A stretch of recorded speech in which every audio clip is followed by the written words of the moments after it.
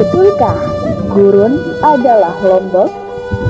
Teka-teki tentang daerah yang bernama Gurun sampai dengan saat ini masih menjadi perdebatan. Ada yang meyakini Gurun adalah sebutan untuk Lombok, namun ada pula pendapat yang menolaknya. Semua itu berawal dari sumpah yang diucapkan oleh Gajah Mada pada tahun 1336 Masehi. Sumpah itu dikenal dengan nama Sumpah Palapa. Gajah Mada sendiri adalah Mahapati Kerajaan Majapahit pada masa pemerintahan Hayam Wuruk. Sumpah itu berbunyi, lamun huus kalah Nuswantara, isun amukti palapa. Lamun kalah ring Gurun, ring Seran, Tanjung Pura, ring Haru, ring Pahang, Dompo, ring Bali, Sunda, Palembang, Tumasik, Samana, isun amukti palapa. Artinya, jika telah mengalahkan Nusantara, saya baru akan melepaskan puasa. Jika mengalahkan Gurun, Seram, Tanjung Pura, Pahang, Dompo, Bali, Sunda, Palembang, Tumasik, demikian saya baru akan melepaskan puasa.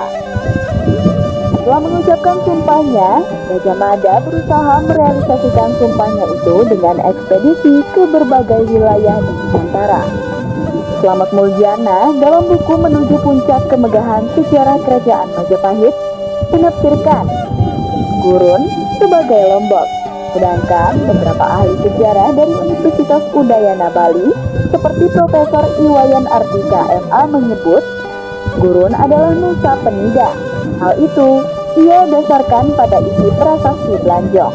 Jika mengacu pada penafsiran Slamet Muljana, tentu kita akan bertanya, di manakah letak Gurun itu dan seberapa pentingkah Gurun pada masa itu, sehingga masih harus ditaklukkan.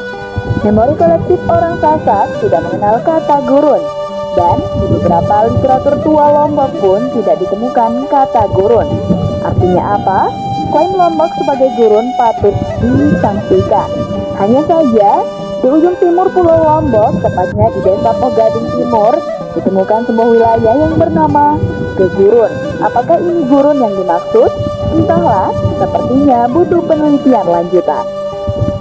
Sedangkan, jika mengacu pada pendapat Profesor Iwayan Ardika MA yang menyebut Gurun adalah Nusa Penida, maka pendapat itu juga mesti harus diverifikasi lagi. Karena paling tidak, catatan tentang kebesaran Nusa Penida mestinya harus ada pada literatur Bali. Namun kenyataannya, Gurun atau katakanlah Nusa Penida tidak begitu populer sebagai sebuah pusat peradaban yang mesti dikuasai oleh Majapahit. Pendapat yang cukup masuk akal dan punya landasan kuat tentang Gurun datang dari Sri Wintala Ahmad. Dalam bukunya yang berjudul Hitam Putih Mahapati Gajah Mada, Gurun sebetulnya adalah sebuah pulau di sebelah timur Maluku, namanya Gorom. Disebutkan, Gorom mempunyai tanah yang subur dan terkenal sebagai daerah persinggahan dan lalu lintas perdagangan dengan pulau-pulau lain. Wilayah ini juga dikenal sebagai penghasil cengkeh, pala, kopra, serta hasil laut. Pusat-pusat niaga di Gurun merupakan salah satu jaringan perdagangan interregional yang menghubungkan dengan wilayah lainnya di wilayah Pulau Jawa, Sulawesi, Sumatera, Kalimantan, Papua, bahkan ke bagian Asia Tenggara.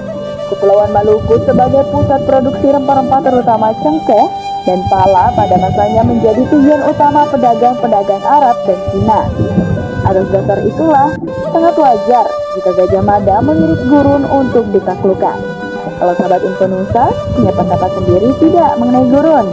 Kalau punya, tulis di kolom komentar ya.